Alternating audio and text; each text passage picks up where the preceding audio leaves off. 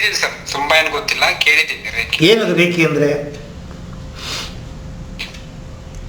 Reiki ಅಂದ್ರೆ ಅದು ಜಪಾನ್ದು ಒಂದು ಅದು ವಿದ್ಯೆ. ಸೊ ಅದರಿಂದ ಕಾಯಿಲೆಗಳನ್ನು ಹೀಲ್ ಮಾಡಬಹುದು ಅಂತ. ಜಪಾನ್ ದೇಶದ ಡಾಕ್ಟರ್ ಮಿಕಾओ ಉಸುಯಿ ಹಾಗೆಂತನೂರು ಇದನ್ನು ಕಂಡುಹಿಡಿದರು. ಸಾಧಾರಣ ಇದು ಜಪಾನ್ ದೇಶದಿಂದ ರೇಖಿ ಅಂತ ಹೆಸರು ಬಂತೆ ಹೊರತು ಈ ಹೀಲಿಂಗ್ ಸಿಸ್ಟಮ್ ನಮ್ಮ ಇಂಡಿಯಾಯಿಂದನೇ ಇದು ಬೇರೆ ಕಡೆಗೆ ಹೋಗಿದೆ. ಪ್ಯಾಟೆಂಟ್ ತಗೋತಾರೆ ನೋಡಿ. ಅಮೆರಿಕಾದಲ್ಲಿ ನಮ್ಮ ಇಂಡಿಯನ್ ಪ್ರಾಡಕ್ಟ್ಸ್, ಇಂಡಿಯನ್ ಅಂತಲ್ಲ, ವರ್ಲ್ಡಲ್ಲಿರೋ ಸುಮಾರು ಪ್ರಾಡಕ್ಟಿಗೆ ಪ್ಯಾಟೆಂಟ್ ತೊಗೊಂಡ್ಬಿಟ್ಟಿದ್ದಾರೆ ಅಮೆರಿಕನ್ಸ್. ಹಾಗೆ ನಮ್ಮ ನ್ಯಾಚುರಲ್ ಹೋಲಿಸ್ಟಿಕ್ ಹೀಲಿಂಗ್ ಸಿಸ್ಟಮನ್ನು ಅವರು ತಗೊಂಡು ಅದಕ್ಕೆ ರೇಖಿ ಅಂತ ಹೆಸರು ಕೊಟ್ಬಿಟ್ಟಿದ್ದಾರೆ. ಈ ಸಿಸ್ಟಮ್ಸು ಸಾವಿರಾರು ವರ್ಷದಿಂದ ನಮ್ಮ ಭಾರತ ದೇಶದಲ್ಲಿ ಇತ್ತು. ರೇಖಿ ಅಂತನ್ನೋದು ನಿಮ್ಮ ದೇಹದಲ್ಲಿರುವ ಆತ್ಮಶಕ್ತಿಯನ್ನು ಪ್ರಯೋಗ ಮಾಡಿ ನಿಮ್ಮ ದೇಹದಲ್ಲಿರುವ ಕಣ್ಣಿಗೆ ಕಾಣದೇ ಇರೋ ಚಕ್ರಗಳು ಇಂಬ್ಯಾಲೆನ್ಸ್ ಆಗುತ್ತೆ. ಮನಸ್ಸಿನಲ್ಲಿ ಎಮೋಷನ್ ಹೇಗೆ ವ್ಯಾರಿ ಆಗುತ್ತೆ ಅದಕ್ಕೆ ತಕ್ಕಂತೆ ದೇಹದಲ್ಲಿರುವ ಚಕ್ರಗಳು ತಿರುಗೋದು ವ್ಯಾರಿ ಆಗುತ್ತೆ. ಚಕ್ರಗಳು ಅಂದರೆ ಏನು?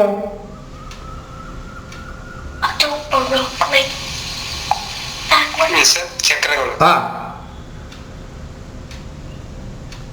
ಅದೇ 7 ಚಕ್ರಗಳಿದೆ. ಅನಾಹತ ಚಕ್ರ, ಸ್ವಾಧಿಷ್ಠಾನ ಚಕ್ರ,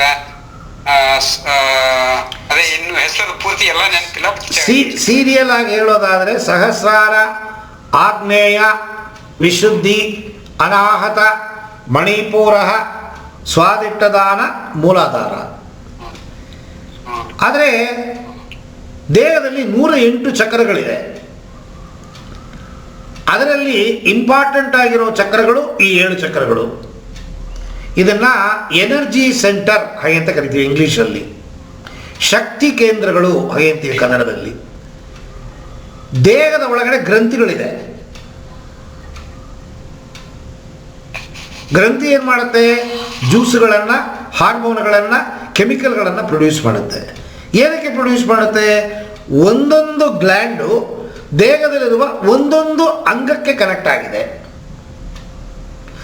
ಆ ಅಂಗ ಕರೆಕ್ಟಾಗಿ ಕೆಲಸ ಮಾಡಬೇಕು ಅಂತಂದರೆ ನೋಡಿ, ಈಗ ಪ್ಯಾಂಕ್ರಿಯಸ್ ಅಂತನ್ನೋದು ಒಂದು ಅಂಗ. ಅದು ಸರಿಯಾಗಿ ಕೆಲಸ ಮಾಡಬೇಕು ಅಂತಂದರೆ ಆ ಇನ್ಸುಲಿನ್ ಪ್ರೊಡಕ್ಷನ್ ಆಗಬೇಕು. ಆ ಪ್ಯಾಂಕ್ರಿಯಸ್ ಪ್ರೊಡಕ್ಷನ್ ಮಾಡುವ ಇನ್ಸುಲಿನಿಂದ ನೀವು ಏನು ಆಹಾರದಿಂದ ನೀವೇನು ಎನರ್ಜಿನ ಪ್ರೊಡಕ್ಷನ್ ಮಾಡ್ತೀರಾ, ಗ್ಲುಕೋಸು, ಅದು ಎನರ್ಜಿಯಾಗಿ ಕನ್ವರ್ಟ್ ಮಾಡೋದಕ್ಕೆ ಆ ಇನ್ಸುಲಿನ್ ಉಪಯೋಗಕ್ಕೆ ಬರುತ್ತೆ. ಸೊ ಆ ಪ್ಯಾಂಕ್ರಿಯಸ್ ಅಂತನ್ನೋದು ಒಂದು ಚಕ್ರ. ಥೈರಾಯ್ಡ್ ಅಂತೀವಿ, ಅದು ಒಂದು ಚಕ್ರ. ಪೀನಿಯಲ್ ಅಂತೀವಿ, ಅದು ಒಂದು ಚಕ್ರ.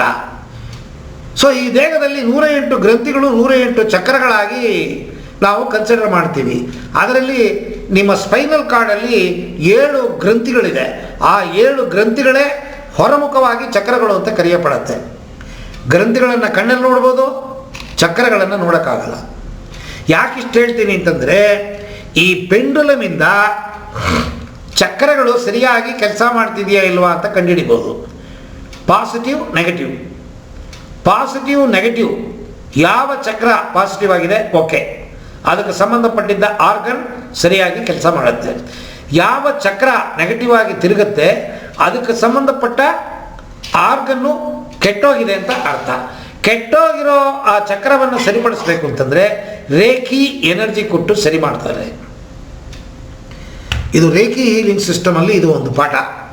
ಅದಕ್ಕೆ ಪೆಂಡುಲಮನ್ನು ಉಪಯೋಗಿಸ್ತಾರೆ. ಪೆಂಡುಲಮನ್ನು ಹೀಲಿಂಗಿಗೂ ಉಪಯೋಗಿಸ್ತಾರೆ, ಪ್ರೆಡಿಕ್ಷನ್ಗೂ ಉಪಯೋಗಿಸ್ತಾರೆ. ಚಕ್ರಗಳಲ್ಲಿ ಪ್ಲಸ್ಸು ಮೈನಸ್ಸು ಕಂಡುಹಿಡಿಯೋಕ್ಕೆ, ಪ್ಲಸ್ ಚಕ್ರಗಳಿಗೆ ಎನರ್ಜಿಯನ್ನು ಕೊಡೋಕ್ಕೆ. 2 ಥರದ್ದಿದೆ. ಸೊ ಇದು ತುಂಬ ಜಾಸ್ತಿ ಒಳಗಡೆ ಹೋಗೋದು ಬೇಡ ಅಂತ ನಾನು ತಿಳ್ಕೊಂಡಿದ್ದೀನಿ. ಸೊ ಈ ಚಕ್ರದ ರೇಖಿ ಕ್ಲಾಸ್ ನೀವು ಕಲ್ತ್ರಿ ಅಂತಂದರೆ ಇದನ್ನು ತುಂಬ ಡೆಪ್ತಾಗಿ ಹೋಗ್ಬೋದು. ಇದನ್ನು ನೀವು ಉಪಯೋಗಿಸೋದು ಹೇಗೆ ಅಂತ ಅನ್ನೋದನ್ನು ತಿಳ್ಕೊಬೋದು. ಈ ಸಬ್ಜೆಕ್ಟಲ್ಲಿ ರೇಖೆಯನ್ನು ಹೇಳ್ಕೊಳಕ್ಕೆ ಸಾಧ್ಯವಿಲ್ಲ. ಆ ರೇಖೆಯ ದೊಡ್ಡ ಸಬ್ಜೆಕ್ಟ್ ಅದು. ಅದು ದಿನ 1 ಗಂಟೆ ಕಾಲ 1 ವಾರ ಅದು ಬರಬೇಕು. ಅಲ್ಲಿ 3 ಡಿಗ್ರಿ ಇದೆ, first degree, second degree, third degree.